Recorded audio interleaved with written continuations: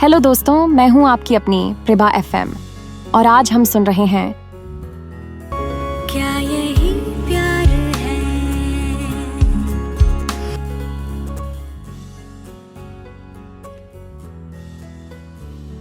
पिया लॉकअप के ठंडे अंधेरे कोने में बैठी थी।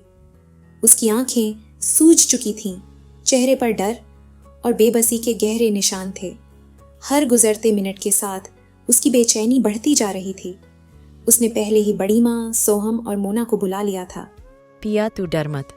मोना ने जैसे ही पिया को देखा, उसका दिल टूट गया। वह सलाखों के पास खड़ी होकर उसे दिलासा दे रही थी। इंस्पेक्टर ने कहा है कि बेल हो सकती है। वकील सर कोशिश कर रहे हैं, बस थोड़ा वक्त लगेगा। सोहम सलाखों के पास खड़ा था। उसकी मुट्ठियां गुस्से में भिंच रही थीं। पिया, तू चिंता मत कर, मैं तुझे यहाँ से निकालूंगा, चाहे कुछ भी हो जाए। पिया ने थकी हुई आवाज में कहा। सोहम, मुझे कुछ समझ नहीं आ रहा। मुझे किसने और क्यों फंसाया होगा? मैंने किसी का बिगाड़ा ही क्या है? सोहम ने उसकी ओर देखते हुए कहा। वो हम बाद में देख लेंगे, पहले तुझे यहाँ से निकालना जरूरी है। थोड़ी देर बाद इंस्पेक्टर का आदेश आया। हवलदार, मिस पिया को बाहर निकालो। हवलदार ने लॉकअप का दरवाजा खोला। पिया धीमे कदमों से बाहर निकली। उसकी चाल में कमजोरी और चेहरे पर अजीब सा खालीपन था। कागज पर हस्ताक्षर और इंस्पेक्टर की चेतावनी। इंस्पेक्टर ने फॉर्म की ओर इशारा करते हुए कहा, यहाँ साइन करिए। और हाँ, केस सुलझने तक आप शहर छोड़कर नहीं जा सकती। हमें पूरा कोऑपरेशन चाहिए। जी सर, हम पूरी मदद करेंगे। सोहम ने रजामंदी दे दी। सोहम ने धीरे से पिया का हाथ पकड़ा और उसे बाहर की ओर ले गया। बड़ी माँ और मोना उनके साथ थीं। जैसे ही पिया ने बाहर की हवा महसूस की, उसके चेहरे पर थोड़ी राहत झलकने लगी, लेकिन उसकी आंखों में अभी भी अनगिनत सवाल थे। वरुण सर के कहे हुए शब्द बार बार गूंज रहे थे। धोखेबाज, चीटर। हर बार ये शब्द उसके दिल को जैसे चीर रहे थे। उसकी आंखें भर आईं, लेकिन उसने अपने आंसुओं को रोकने की कोशिश की। चल, घर चलते हैं, तुझे आराम की जरूरत है, सब ठीक हो जाएगा। और जब पिया अचानक रुक गई तो मोना घबरा गई। पिया क्या हुआ, रुक क्यों गई? पिया ने गहरी सांस ली और खुद को संभालते हुए कहा, Soham, Mona, thank you so much यार, लेकिन अब मुझे आपसे एक और मदद चाहिए। सोहम ने चिंतित होकर पूछा। क्या चाहिए पिया, बोलना। पिया ने उनकी तरफ देखा। आप लोग बड़ी माँ को लेकर घर चले जाओ। मुझे वरुण सर से मिलना है। उनसे बात किए बिना मैं ये बोझ अपने दिल से उतार नहीं पाऊंगी। पिया, मैं तेरे साथ चलता हूँ। नहीं सोहम, मुझे ये लड़ाई अकेले लड़नी है। ये मेरी बात है और मैं खुद ही उनसे बात करूंगी। तुम मेरी ये बात मान लो ना, प्लीज। ठीक है, पर जल्दी घर आना, हम तेरा इंतजार करेंगे। पिया ने हल्की मुस्कान के साथ सिर हिलाया और ऑटो में बैठ गई। ऑटो के चलने के साथ ही पिया खिड़की से बाहर देखते हुए सोचने लगी, क्या मैं वरुण सर को समझा पाऊंगी? क्या वो मेरी सच्चाई पर विश्वास करेंगे या वो मुझे फिर से ठुकरा देंगे? उसका दिल धड़क रहा था, लेकिन उसके अंदर एक आग थी। वो जानती थी कि उसे ये सफाई खुद करनी है वरुण सर के सामने, क्योंकि उसके लिए सबसे बड़ी सजा ये नहीं थी कि उसे पुलिस ले गई थी, बल्कि ये थी कि वरुण सर ने उसे धोखेबाज और चीटर कहा था। ऑटो के झटकों के साथ उसकी उलझन और गहरी हो रही थी, लेकिन उसने खुद को मजबूत किया। मैं डरूंगी नहीं, मैं अपनी बात रखूंगी।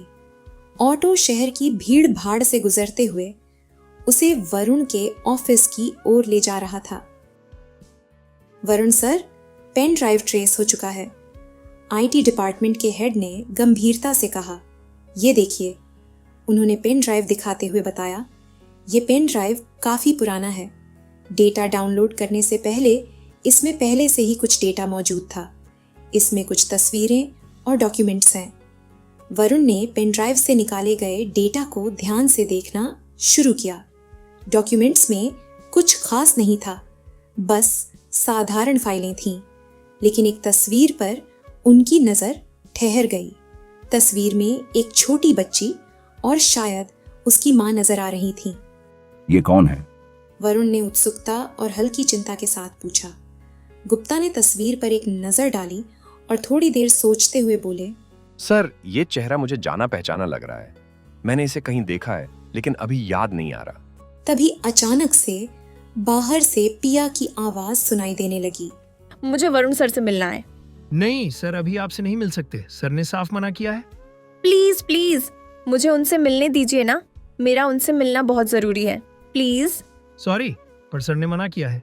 गार्ड ने सख्ती से जवाब दिया। पिया के चेहरे पर बेचैनी और चिंता साफ झलक रही थी।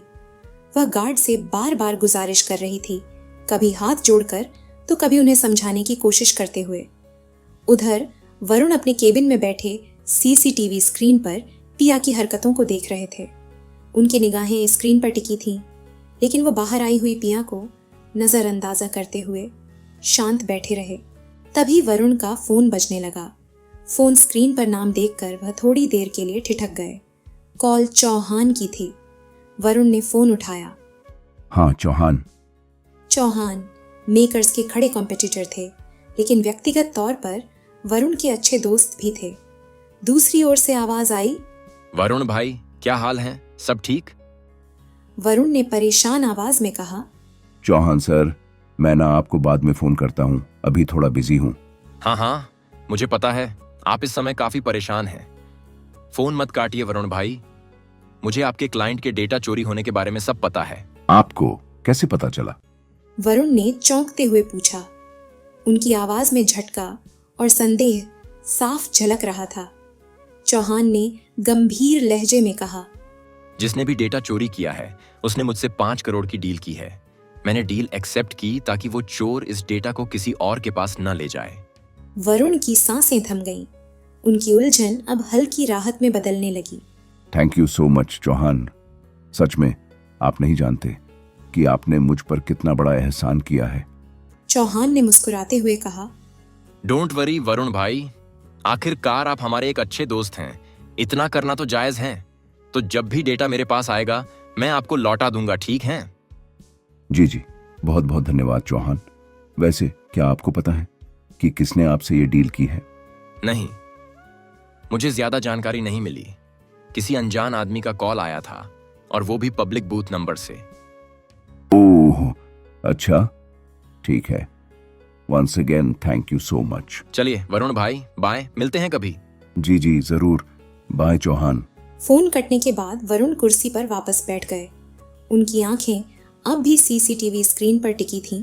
देखा कि पिया अभी भी गार्ड को मनाने की कोशिश कर रही थी, लेकिन उसको नजरअंदाज करते हुए वरुण का मन चौहान की बातों पर अटका हुआ था। एक और राहत की भावना थी तो दूसरी ओर सवाल, यह साजिश आखिर किसने की और उसका मकसद क्या था? वरुण अभी भी सीसीटीवी पर पिया को देख रहे थे। वह लगातार गार्ड को मनाने की कोशिश कर रही थी, लेकिन उसकी मेहनत बेकार जा रही थी। तभी ऑफिस का वक्त खत्म होने की वजह से कर्मचारियों की भीड़ गेट की ओर बढ़ने लगी। पिया अब गार्ड से बात करने की कोशिश करते हुए भीड़ में खो सी गई। इसी भीड़ में किसी ने अचानक पिया को धक्का दिया। पिया लड़खड़ाई, लेकिन संभल गई। उसने तुरंत पीछे मुड़कर देखा, पर भीड़ इतनी घनी थी कि उसे यह समझ ही नहीं आया कि उसे धक्का किसने दिया था। तभी पिया को महसूस हुआ कि उसके हाथ में कुछ है। उसने ध्यान से देखा, ये एक छोटी कागज की पर्ची थी। जिसने भी उसे धक्का दिया था उसने बड़ी चालाकी से यह पर्ची उसके हाथ में थमा दी थी। पिया ने घबराहट में वह पर्ची खोली और पढ़ने लगी। उसके चेहरे के हाव भाव तेजी से बदलने लगे। पहले हैरानी, फिर चिंता और आखिर में गहरी परेशानी। वह कुछ पल तक खामोश खड़ी रही, जैसे पर्ची पर लिखी बातों को समझने की कोशिश कर रही हो। पर्ची पढ़ने के बाद बिना कुछ कहे पिया चुपचाप वहां से चल पड़ी। उसके कदम तेज थे और उसका चेहरा पहले से ज्यादा परेशान। वरुण यह सब सीसीटीवी पर देख रहे थे। अब उनके अंदर का बेचैन सवाल और गहरा हो गया था। वरुण तेजी से अपने केबिन से बाहर निकले और पिया के पीछे भागे, लेकिन जब तक वह गेट तक पहुंचे पिया एक ऑटो लेकर जा चुकी थी। वरुण वहीं रुक गए, ऑटो को दूर जाते हुए देखते रहे। उनके मन में अब और भी ज्यादा सवाल थे। पर्ची में ऐसा क्या लिखा था कि जिसने पिया को इतना परेशान कर दिया, और वह इतनी जल्दी में कहां चली गई? वरुण ऑफिस के बाहर तेजी से कदम बढ़ा रहे थे। तभी उनकी नजर सड़क पर पड़े कागज के छोटे छोटे टुकड़ों पर पड़ी। वह तुरंत समझ गए कि यह वही पर्ची है जिसे पिया ने फाड़कर फेंक दिया था। उन्होंने बिना समय गंवाए सभी टुकड़ों को ध्यान से उठाया और उन्हें जोड़ने लगे। कुछ देर की मशक्कत के बाद पर्ची का मैसेज उनके सामने था। अगर क्लाइंट के डेटा का पेन ड्राइव चाहिए तो पंजाब हाईवे पर पुराने गुरु मिल में अकेले आ जाओ। अगर पुलिस को बताने की कोशिश की या किसी को साथ लेकर आई तो पेन ड्राइव मार्केट में बेच दिया जाएगा। यह पढ़कर वरुण का चेहरा गंभीर हो गया। अब साफ था कि पिया निर्दोष थी और उसे बुरी तरह फंसाया गया था। तभी गुप्ता भागते भागते उनके पास आए। उनकी सांसें फूली हुई थीं। सर जी, उस फोटो की पहचान हो गई है। गुप्ता ने जल्दी से कहा। वरुण ने सवालिया निगाहों से गुप्ता को देखा। सर, वो चौबे की पत्नी और बेटी की तस्वीर है। सर जी, ये सब उसी का किया धरा है। मैंने पहले ही कहा था कि मिस पिया निर्दोष है, वो ऐसा कुछ कर ही नहीं सकती। गुप्ता, मेरे साथ चलो। मिस मल्होत्रा खतरे में हैं और पुलिस को तुरंत पुराने गुरु मिल पर बुलाओ। जल्दी करो। जी सर, पर पुराने गुरु मिल पर ऐसा क्या है?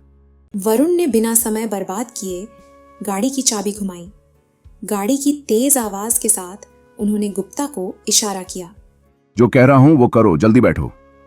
गुप्ता तुरंत गाड़ी में बैठ गए। वरुण की गाड़ी अब हवा से बातें कर रही थी। गाड़ी का स्पीडोमीटर बढ़ता जा रहा था और उनके साथ समय की नब्ज भी तेज होती जा रही थी। क्या यही